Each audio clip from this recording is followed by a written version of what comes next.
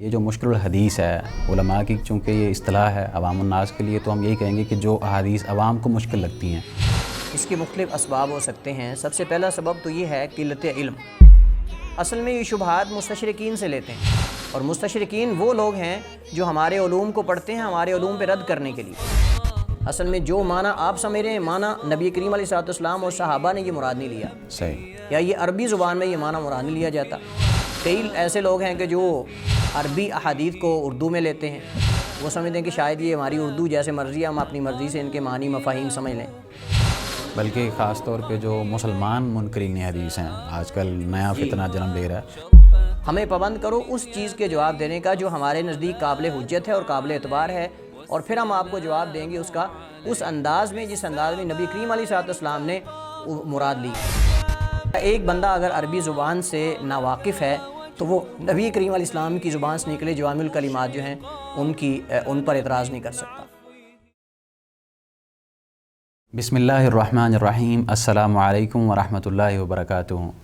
ناظرین، دفاع سنت سیریز میں ایک مرتبہ پھر ہم آپ کو خوش آمدید کہتے ہیں۔ جیسا کہ آپ کو معلوم ہے، ہم نے گزشتہ پروگرام کے اندر سنت کے حوالے سے بات کی، اور ہم نے شیخ سے یہ جاننے کی کوشش کی کہ سنت کی تعریف کیا ہے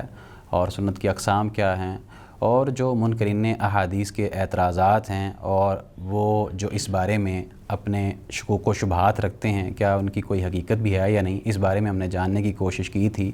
ساتھ ساتھ ہم نے یہ بھی جاننے کی کوشش کی تھی کہ جو منکرین حدیث اس بات کا اعتراض کرتے ہیں کہ رسول اللہ صلی اللہ علیہ وآلہ وسلم نے احادیث لکھنے سے منع کر دیا تھا، تو ان کے اس اعتراض کی اصل حقیقت کیا ہے، محدثین نے ان کے اس اعتراض کا جواب کیا دیا ہے، کیا ایسا ممکن ہے؟ تو آج اس دفاع سنت سیریز کے اندر جس پہلو کے اوپر ہم بات کرنے والے ہیں، اس کا تعلق ہے مشکل الاحادیث کے اسباب کے ساتھ اور ان کے تعامل کے ساتھ، کہ ہم نے جو احادیث مشکل ہیں ان کے اوپر کس طرح عمل کرنا ہے۔ تو ہم پہلے کی طرح اب بھی شیخ صاحب کا بہت شکریہ ادا کرتے ہیں کہ انہوں نے اپنا وقت نکالا۔ شیخ بہت شکریہ۔ شکراً۔ کیسے مزاج ہیں آپ کے؟ الحمدللہ، حیاکم اللہ۔ شیخ، سب سے پہلے تو ہم آپ سے یہ جاننا چاہتے ہیں کہ یہ جو مشکل الحدیث ہے علماء کی، چونکہ یہ اصطلاح ہے عوام الناس کے لیے، تو ہم یہی کہیں گے کہ جو احادیث عوام کو مشکل لگتی ہیں، تو مشکل حدیث سے کیا مراد ہے اور جو اس کے اسباب ہیں وہ کیا ہیں؟ جی شکریہ، بارک اللہ فیکم۔ الحمدللہ رب العالمین والصلاة والسلام علی اشرف الانبیاء والمرسلین نبینا و حبیبنا و قدوتنا محمد وعلی آلہ و اصحابہ اجمعین، اما بعد۔ ہم نے گزشتہ پروگرام میں ہم نے اشارہ کیا تھا کہ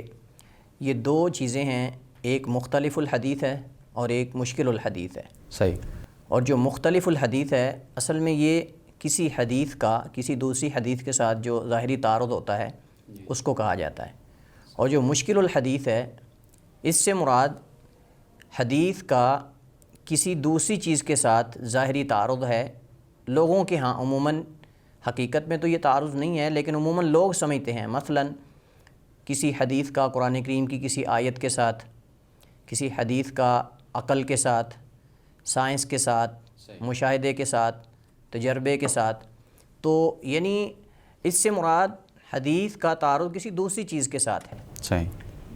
تو اس کے جو ہے وہ کئی ایک اسباب ہیں۔ حقیقت میں حدیث کے اندر یہ اشکال نہیں ہے، نہ مشکل ہے، بلکہ یہ اس کے مختلف اسباب ہو سکتے ہیں۔ سب سے پہلا سبب تو یہ ہے قلت علم، یعنی جس کو کسی حدیث کے بارے میں یہ محسوس ہوتا ہے یا معلوم ہوتا ہے، یا وہ سمجھتا ہے کہ یہ فلاں حدیث جو ہے یہ مشکل ہے، یا اس کے اندر اشکال ہے، یہ عقل کے متعارض ہے یا خلاف ہے، یا پھر یہ حدیث جو ہے یہ سائنس کے خلاف ہے، تجربے کے خلاف ہے، تو یہ اس کی قلت علم کی دلیل ہے۔ قلت علم، قلت معرفت اور سوچ اور سمجھ کے بیمار ہونے کی دلیل ہے، کہ اس کی سوچ جو ہے اس حدیث کے اصل معنی تک نہیں پہنچ رہی۔ اس میں جیسے کہ میں نے کہا کہ علم کی کمی ہو سکتی ہے، یا پھر اس بندے نے باقاعدہ طور پر علماء کے سامنے بیٹھ کر علم کو نہیں پڑھا، احادیث کو نہیں پڑھا ہوتا، ذاتی طور پہ گھر کے اندر بیٹھ کر مطالعہ کرتا ہے، ویب سائٹ پہ پڑھ لیتا ہے، یا پھر یہ ہوتا ہے کہ کہیں سے سن لیتا ہے کسی دوسرے سے اور اس کو آگے دوسروں تک منتقل کرتا ہے، اور عربی زبان سے نہ واقف ہونا یہ بھی ایک وجہ ہو سکتی ہے، چونکہ احادیث ساری کی ساری عربی زبان میں ہیں۔ اب ایک بندہ عربی زبان سے نہ ولد ہے نہ واقف ہے سرے سے، اب وہ اگر اعتراض کرتا ہے نبی کریم علیہ السلام کی کسی حدیث پر کہ یہ عقل کے خلاف ہے یا یہ سائنس کے خلاف ہے یا قرآن کی فلاں آیت کے خلاف ہے، تو اس کو چاہیے کہ سب سے پہلے نبی کریم علیہ السلام کی حدیث پر الزام لگانے کی بجائے اس چیز کا کہ یہ مشکل ہے یا متعارض ہے، اپنی عقل پر، اپنی سوچ پر جو ہے وہ الزام لگائے۔ صحیح۔ یعنی حدیث کو تہمت دینے کی بجائے اپنی سوچ کو تہمت دینی چاہیے۔ اس کو یہ سوچنا چاہیے کہ میری سوچ کے اندر بھی تو خرابی ہو سکتی ہے، میرے فہم کے اندر، سمجھنے کے اندر بھی تو غلطی ہو سکتی ہے۔ بے شک۔ تو ضروری نہیں ہے کہ آپ کی سوچ ہر وقت صحیح ہو۔ انسان کی عقل، انسان کی سوچ ہر وقت صحیح نہیں ہوتی، اور عقل کو کمال نہیں ہے۔ تو لہٰذا ایک تو اس کی وجہ یہ ہو سکتی ہے کہ قلت علم، اور باقاعدہ علماء کے پاس بیٹھ کر شرعی علوم کو، کتاب و سنت کو نہ پڑھنا، اور عربی زبان سے نہ جو ہے وہ نہ واقف ہونا، یہ سب سے پہلا سبب ہے۔ اور آپ دیکھیں گے عموماً آپ دیکھیں گے کہ جو لوگ نبی کریم علیہ السلام کی احادیث پر یہ اعتراض کرتے ہیں کہ یہ عقل کے خلاف ہے، یہ تجربے کے خلاف ہے، یہ مشاہدے کے خلاف ہے، یہ سائنس کے خلاف ہے، یہ قرآن کی فلاں آیت کے خلاف ہے، وہ بیچارے دینی علوم کے اندر بالکل زیرو ہوتے ہیں، بے شک ایسی، اور عربی زبان سے بالکل نہ واقف ہوتے ہیں، عربی زبان کو جانتے ہی نہیں ہوتے۔ اب ایک بندہ عربی زبان کو جانتا ہی نہیں ہے، وہ کیسے فیصلہ کر سکتا ہے کسی حدیث کے صحیح یا غلط ہونے کے بارے میں، جو اس کو سمجھ ہی نہیں رہا۔ تو اس وجہ سے اکثر لوگ جو یہ دعویٰ کرتے ہیں کہ احادیث میں تعارض ہے اور وہ عقل کے خلاف ہیں، قرآن کے خلاف ہیں، یا پھر سائنس کے خلاف ہیں، اصل میں وہ بیچارے بذات خود جو ہے وہ جاہل ہوتے ہیں، شرعی علوم انہوں نے باقاعدہ پڑھے نہیں ہوتے۔ یہ پہلا سبب ہے۔ دوسرا سبب جو ہے وہ مشکل الحدیث کا، یا لوگوں کو جو لگتا ہے کہ احادیث جو ہے ان کا تعارض ہے مثلا کسی اور چیز کے ساتھ، اس میں یہ سبب ہو سکتا ہے کہ جو اسلام کے دشمن ہیں، سنت کے دشمن ہیں، عموماً وہ اپنی غلط سوچ کے مطابق، اپنے ناقص معرفت اور علم کے مطابق وہ شبہ گڑھتے ہیں، اور شبہ گڑھنے کے بعد اس کو پھیلا دیتے ہیں، اور پھر ان کے شبہات کو ہمارے لوگ لے کر دوسروں تک آگے پھیلانے کی کوشش کرتے ہیں، اور یہ اعتراضات مسلمانوں میں جو ہے وہ اٹھاتے ہیں جانے انجانے میں۔ تو اصل میں ان کا ہدف یہ ہوتا ہے کہ ہم اس شبے کو لے کر، ہم ایک حدیث کو لے کر تمام سنت کو، تمام حدیث کو جو ہے وہ رد کر دیں، یا پھر ان کا ہدف یہ ہوتا ہے کہ کوئی ایک حدیث نبی کریم علیہ السلام کی لے کر کسی خاص کتاب کو جس پر مسلمانوں کا زیادہ اعتماد ہو، جیسا کہ صحیح بخاری ہے مثلا، صحیح مسلم ہے، تو ایک حدیث کو لے کر صحیح بخاری پوری کی پوری کو جو ہے وہ رد کر دیں، اور لوگوں کے اندر ایسے شکوک و شبہات پیدا کر دیں کہ لوگوں کا جو ان کتابوں پر اعتماد ہے وہ اٹھ جائے۔ صحیح۔ اب ہمارے لوگ یہ نہیں سوچتے۔ آپ دیکھیں اکثر جو ہمارے نام نہاد مسلمان ہیں، جو صرف نام کے مسلمان ہیں، اپنے آپ کو مسلمان کہتے ہیں، در حقیقت مسلمان ہم ان کو کیا کہیں گے؟ اصل میں یہ شبہات مستشرقین سے لیتے ہیں، اور مستشرقین وہ لوگ ہیں جو ہمارے علوم کو پڑھتے ہیں ہمارے علوم پہ رد کرنے کے لیے، بے شک، اس میں سے کمزوریاں تلاش کرتے ہیں، اس میں سے نقائص اور عیوب تلاش کرتے ہیں، تاکہ لوگوں کو ان ہمارے عقائد سے، ہمارے مطلب کہ جو اسلام اور دین سے لوگوں کو دور کریں۔ بے شک۔ تو اب ان کے پاس اور تو کوئی ہیلہ نہیں، تو ان کے پاس یہ ہیلہ ہے کہ وہ کمزوریاں تلاش کریں، اور پھر وہ کیا کرتے ہیں، وہی کمزوریاں جو ان کے سامنے ان کو لگتی ہیں یہ کمزوریاں، حقیقت میں کمزوریاں نہیں ہوتی، ان کو لگ رہا ہوتا ہے کہ یہ کمزوریاں ہیں، ان کو لے کر مسلمانوں میں پھیلاتے ہیں، اور ہمارے مسلمان جو نام نہاد ہیں وہ اس کو لے کر آ کر میڈیا پہ آ کر لوگوں کے سامنے بیان کرتے ہیں، اور پھر عوام الناس جس کو لے کر وہ پھر ان کے اندر جو ایک احترام ہوتا ہے، محبت ہوتی ہے، وہ پھر اعتماد ان کا اٹھ جاتا ہے۔ وہ سمجھتے ہیں کہ ہاں صحیح بخاری کے اندر یہ حدیث ایسی ہے، اس کا مطلب لوگ تو کہتے ہیں کہ صحیح بخاری جو ہے وہ قرآن کریم کے بعد صحیح ترین کتاب ہے، یا صحیح ہیں جو ہیں وہ بخاری مسلم قرآن کریم کے بعد صحیح ترین کتابیں، تو یہ کیا ہوا؟ تو یعنی دوسروں کے جو مستشرقین اور اسلام اور سنت کے جو دشمن ہیں، اصل میں وہ کوئی نہ کوئی اپنے بیمار فہم اور سوچ کے مطابق کوئی شبہ گڑھتے ہیں، اور شبے کو گڑھنے کے بعد وہ دوسروں تک منتقل کرتے ہیں، اور پھر دوسرے ان سے لے کر آگے دوسروں تک پہنچاتے ہیں۔ تو اس انداز سے ہمیں یہ لگتا ہے کہ شاید یہ حدیث مشکل ہے، حقیقت میں اس کے اندر تعارض نہیں ہوتا، لیکن ہم نے سنا ہوتا ہے کہ یہ جو ہے وہ تعارض ہے، اور تعارض حقیقت میں نہیں ہوتا۔ اسی طرح تیسری وجہ جو ہے وہ جو ہمیں لگتا ہے کہ حدیث جو ہے ان کے اندر مشکل ہے یا تعارض ہے، وہ یہ بھی ہو سکتی ہے کہ وہم ہوتا ہے، مطلق صرف وہم ہوتا ہے، حقیقت میں تعارض نہیں ہوتا، اور علماء کرام نے باقاعدہ جن احادیث کے بارے میں یہ دعویٰ کیا گیا ہے کہ وہ احادیث جو ان کے اندر مشکل ہے یا ان کے اندر تعارض ہے، وہ عقل کے خلاف ہیں، سائنس کے خلاف ہیں، تجربے کے خلاف ہیں، ان کے بارے میں باقاعدہ علماء نے جو ہے وہ اس پر کتابیں لکھی ہیں. جیسا کہ ابن قتیبہ رحمہ اللہ تعالیٰ نے کتاب لکھی، کتاب کا نام ہے تعویل مختلف الحدیث، تعویل مختلف الحدیث. اس طرح مشکل الاثار ہے، کئی اور کتابیں ہیں علماء نے باقاعدہ اس موضوع پر لکھی ہیں، اور مقصد یہ ہے کہ ان احادیث کا جو صحیح فہم ہے اور ان کا صحیح جو معنی ہے وہ لوگوں تک جو ہے وہ پہنچایا جائے اور لوگوں کے سامنے رکھا جائے، تاکہ مسلمانوں کو یہ نہ لگے کہ شاید یہ حدیث جیسے لوگ دعویٰ کرتے ہیں واقعہ ایسے ہی جو ہے وہ ان کے اندر تعارض ہے. شیخ جس طرح آپ بات کر رہے ہیں تو کیا اس کی آپ کچھ مثالیں بھی ہمیں دے سکتے ہیں کہ جس طرح مشکل الحدیث کے حوالے سے یا جو ان کا وہم ہے یا لوگوں کو لگتا ہے کہ حدیث کے اندر تعارض ہے، تو اس کی چند مثالیں آپ دے دیں تاکہ ناظرین کے لیے آسانی ہو جائے سمجھنے میں. جی اس کے بارے میں بہت ساری مثالیں ہیں کہ جن کے بارے میں یعنی احادیث ہیں جن کے بارے میں لوگ یہ سمجھتے ہیں کہ ان کو وہم ہے کہ یہ متعارض ہیں، مثلا سائنس کے ساتھ ٹکراتی ہیں یا عقل کے ساتھ ٹکراتی ہیں یا قرآن کی کسی آیت کے ساتھ ٹکراتی ہیں. ان میں چند ایک میں آپ کے سامنے مثالیں رکھتا ہوں. مثلا حدیث میں ہے، اور یہ حدیث صحیح بخاری اور مسلم میں موجود ہے، کہ نبی کریم علیہ السلام نے فرمایا کہ سورج جب غروب ہوتا ہے تو اس وقت یہ جو ہے وہ عرش کے نیچے اللہ کے سامنے سجدہ ریز ہو جاتا ہے. صحیح. اب وہ کہتے ہیں کہ تم مطلب کہ ایک طرف تو یہ کہہ رہے ہو کہ قرآن کریم کے اندر ہے وَالشَّمْسُ تَجْرِي لِمُسْتَقَرٍّ لَهَا، کہ سورج جو ہے یہ اپنے جو اس کا مقررہ مدار ہے اس کے اندر چلتا ہے، گردش کرتا ہے، اور دوسری طرف تم یہ کہہ رہے ہو کہ وہ غروب ہونے کے بعد جو ہے وہ سجدہ ریز ہو جاتا ہے عرش کے سامنے. مثلا اسی طرح ہم نے پچھلے پروگرام کے اندر بھی اشارہ کیا تھا، اور یہ حدیث صحیح بخاری کے اندر موجود ہے کہ نبی کریم علیہ السلام نے فرمایا کہ اذا وقع الذباب فی اناء احدکم فلیغمسہ کلہ ثم لیطرحہ، کہ جب تم میں سے کسی ایک کے برتن کے اندر مکھی گر جائے یعنی مشروب کے اندر، تو فلیغمسہ کلہ، اسے چاہیے کہ اس کو مکمل ڈبو دے، اور اس کے بعد ثم لیطرحہ، پھر اسے نکال کر جو ہے وہ پھینک دے. فإن فی احد جناحیہ داءً، کہ بے شک اس کے ایک پر کے اندر بیماری ہوتی ہے، وفی الآخر شفا، اور دوسرے کے اندر جو ہے وہ شفا ہوتی ہے. اب اس حدیث کے بارے میں اس بیماری کی شفا ہوتی ہے، یعنی اس بیماری کی شفا ہے، تو جب اس کو آپ پانی کے اندر غوطہ دو گے، پانی کے اندر ڈبو دو گے، تو جو اس نے پر عموماً، اور یہ بات جو ہے وہ سائنس نے بھی ثابت کی ہے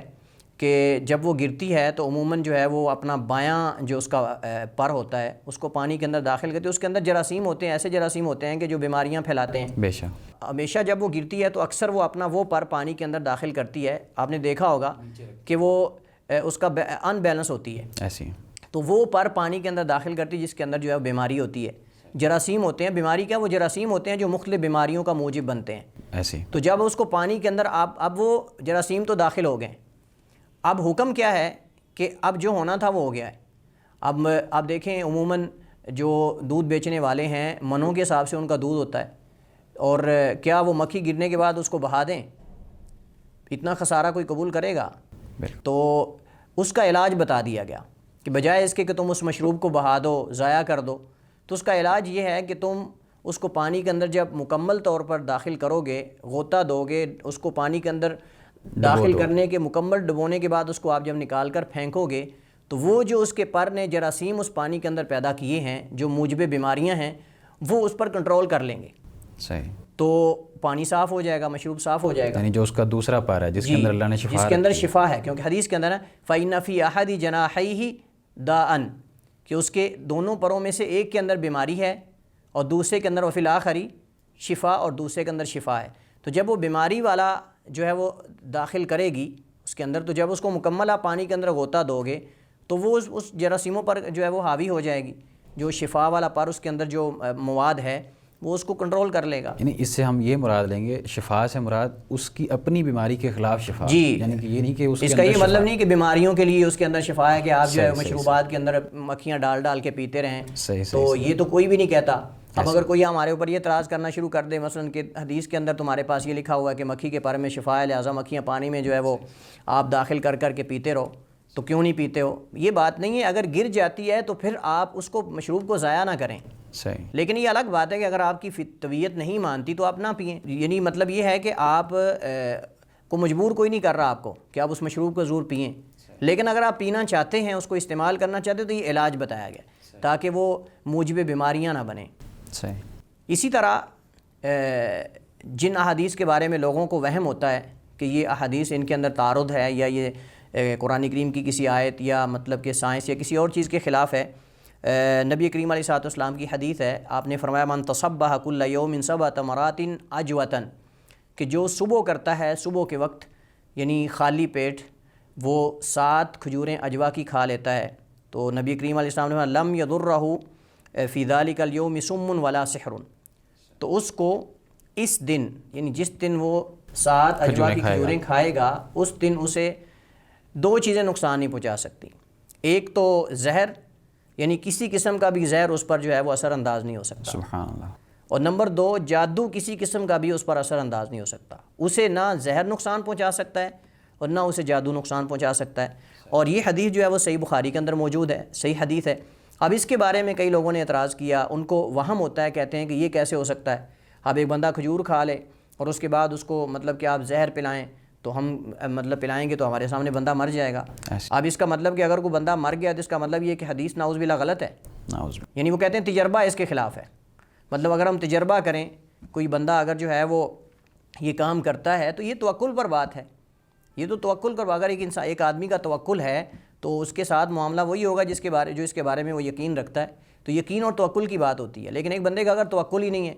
یہ تو خودکشی کے مترادف ہے۔ بالکل ایسے ہی ہے، تو بسا اوقات آپ دیکھیں کہ آپ مریض کو دوائی دیتے ہیں تو اس کو دوائی دینے کے باوجود بھی شفا نہیں ملتی، اور بسا اوقات وہ دوائی دیتے ہیں لیکن وہ دوائی اثر نہیں کرتی، وہ یہ سمجھ لیتا ہے کہ مجھے اس دوائی سے آرام مل جائے گا اور وہ اسے ٹھیک ہو جاتا ہے، تو مطلب یہ چیزیں ہوتی ہیں، یقین اور توکل کا بھی اس پر بہت جو ہے وہ گہرا اثر ہے۔ اسی طرح میں آخری حدیث جو ہے وہ ذکر کر کے ختم کرتا ہوں اپنی بات کو۔ صحیح بخاری مسلم کے اندر حدیث موجود ہے، نبی کریم علیہ الصلوۃ والسلام نے فرمایا الحمى من فیح جہنم، الحمى من فیح جہنم، کہ جو بخار ہے یہ جہنم کی جو سانس ہے اس میں سے ہے، جو بخار ہے یہ جہنم کی سانس ہے، تو نبی کریم نے فرمایا فابردوها بالماء، تو اسے ٹھنڈا کرو پانی کے ساتھ، مطلب یہ ہے پٹیاں کرو کہ جب انسان کو بخار ہو تو وہ نہائے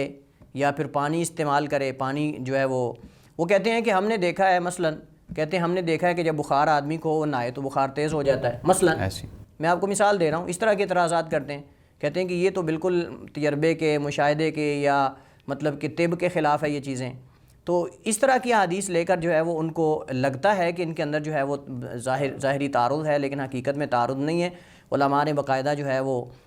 اس طرح کی احادیث جو ہے وہ ان کا جواب دیا ہے، اور ان کا صحیح معنی جو ہے وہ اصل میں ہمیں معنی صحیح سمجھ نہیں آ رہا ہوتا، جس وجہ سے ہم سمجھتے ہیں کہ شاید اس کے اندر تعارض ہے، جب ہم معنی صحیح سمجھ جائیں گے تو معاملہ سارا حل ہو جائے گا۔ بے شک۔ تو اس معنی کو بتانے کے لیے علماء نے باقاعدہ اس پر کتابیں لکھی ہیں۔ شیخ یہ بتا دیجئے کہ جو احادیث مشکل ہیں، مطلب جو لگتی ہیں کہ بظاہر ان کے اندر تعارض پایا جاتا ہے، یا یہ عقل کے خلاف ہیں، یا ہمارے فہم کے خلاف ہیں، یا یہ سائنس کے خلاف ہیں، تو ان کے اوپر پھر عمل کس طرح کیا جائے گا، ہم ان کے اوپر کس طرح عمل کر سکتے ہیں؟ دیکھیے اس طرح کی احادیث جو ہیں وہ جن کے بارے میں ظاہری یہ نظر آتا ہے کہ ان کے اندر تعارض ہے یا لوگ سمجھتے ہیں، ان کے بارے میں علماء نے باقاعدہ قواعد جو ہے اصول ذکر کیے ہیں۔ صحیح۔ تو سب سے پہلا قاعدہ جو ہے، کچھ اصول ایسے ہیں جو عموماً اس موضوع سے متعلقہ ہے، اور کچھ ایسے ہیں کہ جو تعارض اور ترجیح سے ان کا تعلق ہے، تعارض اور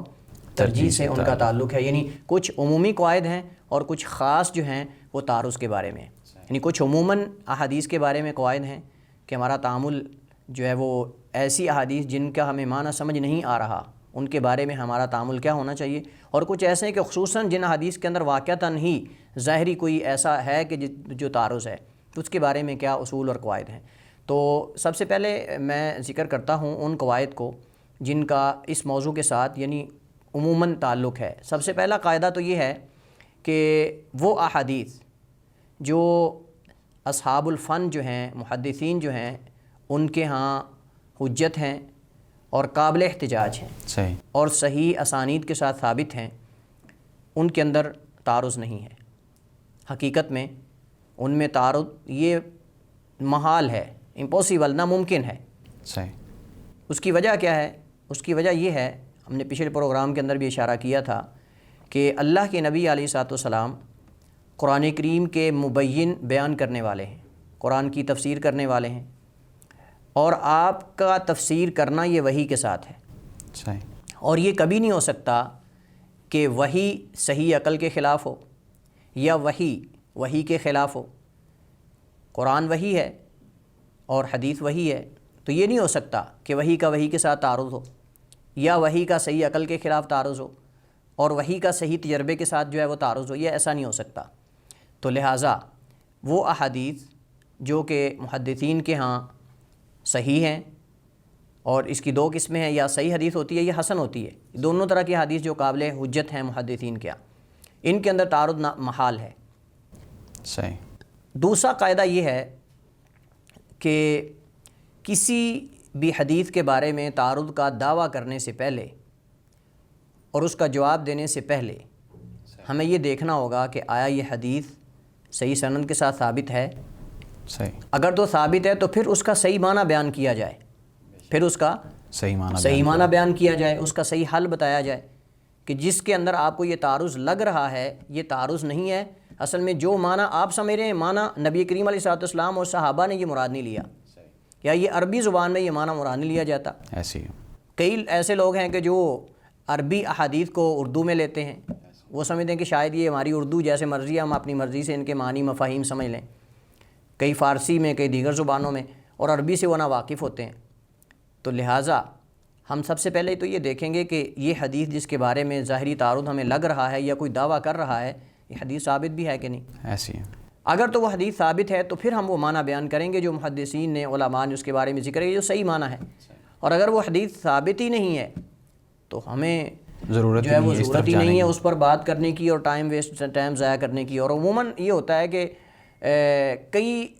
ایسی احادیث ہیں، بہت ساری ایسی احادیث ہیں جن کے بارے میں لوگ یہ دعویٰ کرتے ہیں کہ یہ متعارض ہیں قرآن کے ساتھ یا عقل کے ساتھ یا سائنس کے ساتھ، وہ ضعیف ہیں،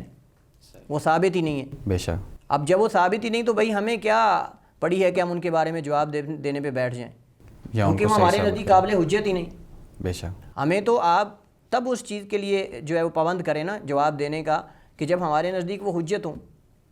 جب وہ حجت ہی نہیں ہیں تو آپ ہمیں اس کا پابند کیوں کر رہے ہیں کہ ہم اس کا جواب دیں؟ صحیح۔ اب یہ بھی سوال کیا جا سکتا ہے کہ اگر حجت نہیں ہے تو تمہارے ائمہ اور محدثین نے انہیں کتابوں میں کیوں ذکر کیا ہے؟ تو اس کا پیچھے بھی ہم جواب دے چکے ہیں کہ ذکر کرنے کا مقصد ہی ان کو بیان کرنا ہے کہ یہ قابل حجت نہیں ہے یا یہ ضعیف ہیں، تاکہ کم از کم اس کے ضعف کو، کمزوری کو بیان کیا جائے۔ صحیح۔ تو دوسرا یہ کہ انہوں نے اپنی کتابوں کے اندر، جن کتابوں کے اندر یہ احادیث ایسی ہیں جو ضعیف ہیں، انہوں نے خود اس بات کا اقرار کیا ہے کہ ہم نے صحیح کی شرط نہیں لگائی کہ ہم اپنی اس کتاب کے اندر ساری حدیث صحیح ذکر کریں گے جیسے امام بخاری مسلم نے لگائی۔ تو لہٰذا جب صاحب کتاب خود ہی اس بات کا دعویٰ نہیں کر رہا کہ میری کتاب کے اندر ساری احادیث جو ہیں وہ صحیح ہیں، تو پھر آپ اس کو کیوں اس بات کا پابند کر رہے ہیں کہ تمہاری کتاب کے اندر یہ ضعیف حدیث کیوں ہیں، جبکہ یا عقل کے خلاف حدیث کیوں؟ یا عقل کے خلاف کیوں حدیث ہیں؟ تو وہ حدیث قابل حجت ہی نہیں ہے، تو پھر آپ ہمیں پابند کیوں کر رہے ہیں اس کا جواب دینے کا؟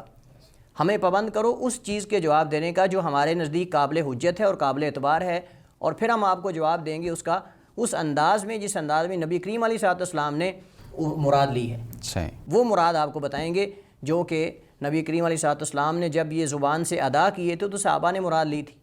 اب وہ نہیں کہ جو آپ مراد لے رہے ہیں۔ بلکہ خاص طور پہ جو مسلمان منکرین حدیث ہیں، آج کل نیا فتنہ جنم لے رہا ہے، ان کو بھی یہی چاہیے کہ وہ ماشاءاللہ ڈاکٹر ہونے کے باوجود، انجینئر ہونے کے باوجود، مطلب اتنا فہم رکھنے کے باوجود بھی وہ ان کے پیچھے لگ جاتے ہیں، اور اس کا جو صحیح معنی مفہوم ہے علماء سے وہ نہیں لیتے، علماء سے اس بات کی رہنمائی نہیں لیتے کہ ہم اس تک پہنچیں جو رسول اللہ صلی اللہ علیہ وسلم نے یا صحابہ اکرام نے مراد لی اس سے۔ جی، تو یہاں ایک اور بات میں ایڈ کرتا چلوں، اور وہ یہ ہے کہ یہ دعویٰ کر کے احادیث پر عمل کرنے سے جان چھڑانا اور احادیث سے ان پر عمل کرنے سے بچنے کی کوشش کرنا کہ یہ مشکل ہے، یہ اس میں تعارض ہے لہٰذا یہ قابل عمل ہی نہیں ہے، یا ایک ایسی حدیث لے کر کہ جس کا ظاہری معنی متعارض نظر آتا ہو دوسری حدیث کو رد کر دینا تاکہ ان سے جان چھڑائی جائے، تو یہ ایسے جان چھوٹنے والی نہیں۔ بے شک۔ اللہ تعالیٰ نے قرآن کریم کے اندر ایک آیت میں ذکر کرتا ہوں، اس میں اس بات کی طرف اشارہ کیا ہے جس کے اندر یہ ہمیں اشارہ ملتا ہے کہ آپ اگر یہ دعویٰ کریں نا کہ مجھے حدیث یہ سمجھ نہیں آ رہی یا میرے عقل کے خلاف ہے یا سائنس کے خلاف ہے یا یہ متعارض ہے، تو یہ کافی نہیں ہے جان چھڑانے کے لیے کہ آپ مثلا اس پہ عمل نہ کریں تو آپ کی خلاصی ہو جائے گی، ایسی بات نہیں ہے۔ قرآن کریم میں اللہ تعالیٰ فرماتا ہے وَأَطِیعُوا اللَّهَ وَأَطِیعُوا الرَّسُولَ فَإِن تَوَلَّیْتُمْ فَإِنَّمَا عَلَىٰ رَسُولِنَا الْبَلَاغُ الْمُبِینُ، کہ اللہ کی اطاعت کرو، اس کے رسول کی اطاعت کرو، فَإِن تَوَلَّیْتُمْ، اگر تم پھر گئے، یعنی اگر تم نے اللہ اس کے رسول کی اطاعت نہ کی، جو نبی کریم علیہ السلام تمہارے لیے قرآن کریم کی تفسیر بیان کر رہے ہیں، اللہ تعالیٰ کی طرف سے احکامات تمہیں جاری کر رہے ہیں، اگر تم نے اس کی پیروی نہ کی اور آپ صلی اللہ علیہ وسلم کی اتباع نہیں کی، تو ہمارے رسول پر تو صرف پہنچا دینا ہے واضح۔ بے شک۔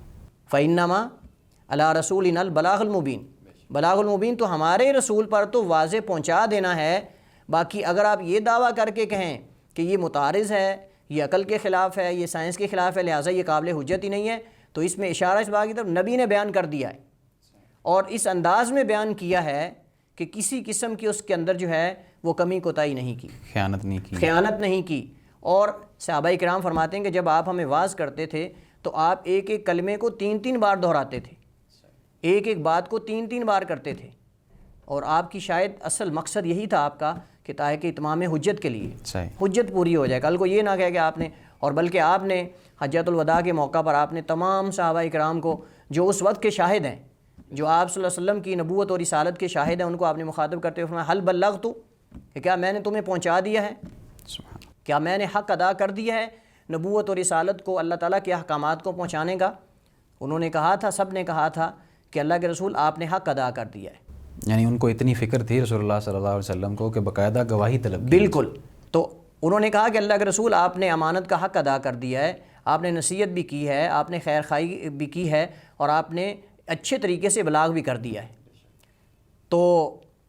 اب نبی کریم علیہ السلام نے جب اچھے انداز سے جیسے حق تھا ابلاغ کر دیا ہے،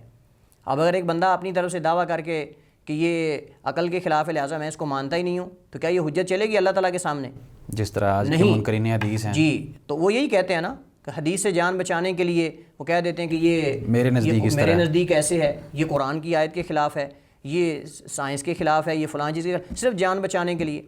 تو یہ کافی نہیں اس کے لیے، کیونکہ رسول کریم علیہ السلام نے اسے کما حقوق پہنچا دیا ہے۔ اسی طرح جو اس طرح کی احادیث کے ساتھ تعامل کے قواعد اور اصول ہیں، ان میں سے تیسرا قاعدہ وہ یہ ہے کہ نبی کریم علیہ السلام کو اللہ تعالیٰ نے جوامع الکلم دیے ہیں۔ بے شک، آپ نے فرمایا بعثت بجوامع الکلم، کہ میں بھیجا گیا ہوں جوامع الکلم کے ساتھ۔ تو اللہ کے نبی علیہ السلام جوامع الکلم دیے گئے۔ جوامع الکلم کا مطلب یہ ہوتا ہے کہ الفاظ کم ہوں اور ان کے معنی کے اندر اتنی وسعت ہو کہ ان کی تفسیر کی ضرورت پیش نہ آئے، تفسیر جو ہے ان کی تفسیر آپ کرتے جائیں، اس کے اندر یعنی بہت زیادہ معنی ہوں، بہت زیادہ احکامات ہوں، یہ الفاظ کم ہوں اور معنی اس کے اندر زیادہ ہوں۔ صحیح۔ اب نبی کریم علیہ السلام جو ہے وہ بسا اوقات ایک بندے نے پوچھا آ کر، تو آپ نے کہا لا تغضب، کہ غصہ نہ کرو۔ اب اس کے اندر کتنی جامعیت ہے، اس صرف لا تغضب پر علماء نے کتنی لمبی لمبی جو ہے وہ شرح اس کے بارے میں، اس کی وضاحت میں کتنے مسائل لکھے ہیں۔ صحیح۔ اس طرح 1-2 جملے آپ صلی اللہ علیہ وسلم اپنی زبان سے ادا کرتے تھے، اور اس کے اندر آپ جیسے کہتے ہیں کہ سمندر کو کوزے کے اندر بند کرنا، تو یہ ہے، یعنی آپ کی زبان سے ادا کیے ہوئے کلمات کم ہوتے تھے لیکن ان کے معنی ان کے اندر بہت بڑی وسعت ہوتی تھی۔ بے شک۔ اور اس وجہ سے آپ دیکھتے ہیں کہ آپ صرف صحیح بخاری لے لیں، آپ صحیح بخاری کی احادیث جو ہیں کب سے ان کی شروحات علماء کرنے لگے ہیں، اور کتنی زیادہ ان کی شروحات ہو چکی ہیں، لیکن اس کے باوجود بھی ایسا لگتا ہے کہ جیسے ابھی مزید اس کے اندر جو ہے وہ کام کی ضرورت ہے، ایسی ہے۔ اور ایک حدیث ہوتی ہے اس سے علماء کرام 2-2 3-3 400 مسائل اور فوائد ذکر کرتے ہیں ایک حدیث سے نکال کر اخذ کر کے۔ تو اس سے ایک اور بات بھی ہمارے سامنے آتی ہے، وہ یہ ہے کہ نبی کریم علیہ السلام چونکہ جوامع الکلم دیے گئے، اور ان جوامع الکلم کو جو ہے وہ سمجھنے کے لیے عربی زبان کا جاننا ضروری ہے۔ تو اب ایک بندہ جو ہے وہ عربی زبان کو جانتا ہی نہیں ہے، تو نبی کریم علیہ السلام کے جوامع الکلم کے بارے میں وہ کیسے یہ فیصلہ کر سکتا ہے کہ یہ متعارض ہیں، یا ان کے اندر تعارض ہے، آپس میں ٹکراؤ، یا یہ آپس میں ان کے اندر ٹکراؤ ہے، یا قرآن کریم کی آیت کے ساتھ اس کا جو ہے وہ ٹکراؤ ہے۔ اس وجہ سے نبی کریم علیہ السلام کو اللہ تعالیٰ نے جوامع الکلم دیے ہیں، تو جوامع الکلم کم الفاظ اور زیادہ معنی رکھنے والے جو ہے وہ الفاظ کو کہا جاتا ہے۔ صحیح۔ تو اللہ کے نبی علیہ الصلوۃ والسلام کو چونکہ جوامع الکلم دیے گئے ہیں، اس وجہ سے ان کو سمجھنے کے لیے عربی زبان اور شریعت کی زبان ہے، بے شک یہ کتاب و سنت کی زبان ہے، اسے جاننا سمجھنا بھی انتہائی ضروری ہے۔ لہٰذا ایک بندہ اگر عربی زبان سے ناواقف ہے تو وہ نبی کریم علیہ السلام کی زبان سے نکلے جوامع الکلمات جو ہیں ان پر اعتراض نہیں کر سکتا۔ صحیح، بہت شکریہ شیخ، اللہ تعالیٰ آپ کو جزائے خیر عطا فرمائے اور اللہ تعالیٰ آپ کے علم و عمل میں برکت نازل فرمائے۔ ناظرین، یہ تھا ہمارا آج کا پروگرام، جس کے اندر ہم نے یہ سمجھنے کی کوشش کی کہ کیا احادیث جو ہیں وہ مشکل ہوتی ہیں اور ان کا آپس میں تعارض پایا جاتا ہے، یا ان کا ہمارے فہم کے ساتھ یا سائنس کے ساتھ یا دیگر علوم کے ساتھ کسی قسم کا ٹکراؤ ہوتا ہے یا نہیں۔ تو ماشاءاللہ دیکھا آپ نے کہ شیخ صاحب نے کس انداز سے وضاحت کر دی کہ ہماری کم علمی ہوتی ہے جس بنیاد پر ہم یہ سمجھتے ہیں کہ ان احادیث کا آپس میں ٹکراؤ ہے یا ہماری سائنس کے ساتھ ٹکراؤ ہے، جبکہ حقیقت کچھ اور ہوتی ہے، اور محدثین نے، مفسرین نے اس کی جو تفسیر بیان کی ہوتی ہے یا جو اس کی شرح بیان کی ہوتی ہے، ہم اس سے ناواقف ہوتے ہیں اور اس کو اپنے فہم کے مطابق سمجھنے کی کوشش کرتے ہیں، اور پھر اس کے بعد ہم احادیث کے اوپر اعتراض کرتے کرتے ہم پھر اسلام کے اوپر اعتراض کرنا شروع ہو جاتے ہیں، اور پھر یہ تک کہہ دیتے ہیں کہ جی ہم تو احادیث کو نہیں مانتے، ان احادیث کو مانتے ہیں جو کہ تواتر سے ثابت ہیں، ان کو نہیں مانتے جو کہ خبر واحد کے ساتھ تعلق رکھتی ہیں، یا ان کو ہم نہیں مانتے جن کا قرآن مجید کے ساتھ تعارض ہے۔ تو یہ سمجھنا بہت ضروری ہوتا ہے، علماء سے ہی اس چیز کی رہنمائی لی جائے گی۔ اپنی عقل کے گھوڑے ہم نہیں دوڑا سکتے کہ ہم جو چاہیں وہ اپنی مرضی کا لے لیں، اور جو ہمارے خلاف ہو یا ہمارے گناہوں کے، ہمارے اعمال کے خلاف ہو، ہم پر بوجھل ہو، وہ ہم چھوڑ دیں اور اس کا ہم رد کر دیں۔ تو انشاءاللہ ہم اپنے اسی موضوع سے ریلیٹڈ دیگر پہلوؤں کے اوپر بھی بات کریں گے، اور جو آپ کے سوالات ہوں گے ان کے بھی جوابات دیں گے، وہ بھی آپ کر سکتے ہیں۔ تب تک کے لیے آپ ہمیں دیجیے اجازت، اللہ حافظ۔